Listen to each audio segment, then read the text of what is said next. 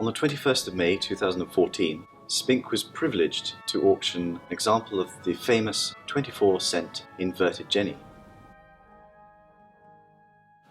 After World War I, thousands of surplus Curtis jennies were sold at bargain prices to private owners and contributed greatly to the growing internal airmail network within the United States. Due to the two-colour print of this stamp, each sheet had to be fed into the printing press twice, an error-prone process which allowed for the Curtis biplane to be printed upside down. Percy Robbie bought the complete sheet of 100 inverted jennies from the Washington Post Office for $24 and shortly after sold it to the famous stamp dealer Eugene Klein for $15,000. Colonel Ned Green, the most extravagantly wealthy philatelist America was ever to know, bought the sheet of inverted stamps shortly after from Klein for $20,000.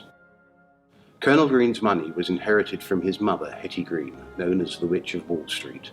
Hetty was not unjustly known as the world's stingiest woman. At the age of 15, Ned injured his knee in a sledging accident, but Hetty was too mean to get proper medical treatment for her son, and sometime later Ned's left leg was amputated above the knee. Hetty died in 1916, leaving over $100 million to Ned and his sister. Ned soon proceeded to spend the money with the same enthusiasm as his mother had used in amassing it.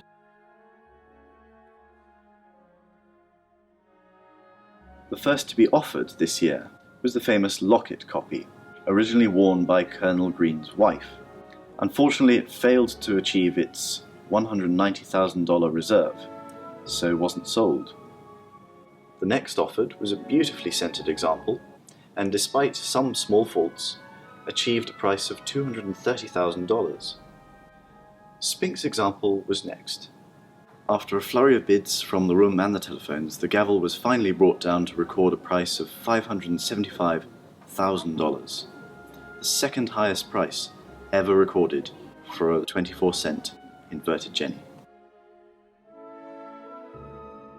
The stamp that Spink sold was numbered 77 in the sheet, and interestingly this stamp was featured in the film Brewster's Millions in 1985, which starred Richard Pryor.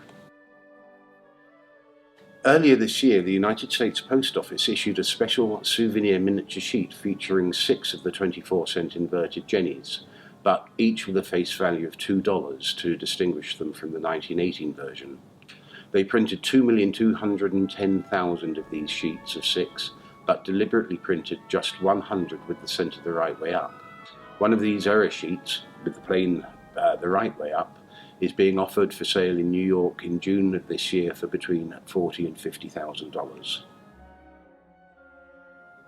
In today's unpredictable economic climate, the fact that the inverted jenny sold for over $500,000 proves the strength of the market for high-quality items, and also provides an optimistic outlook for the future of philately and stamp collecting.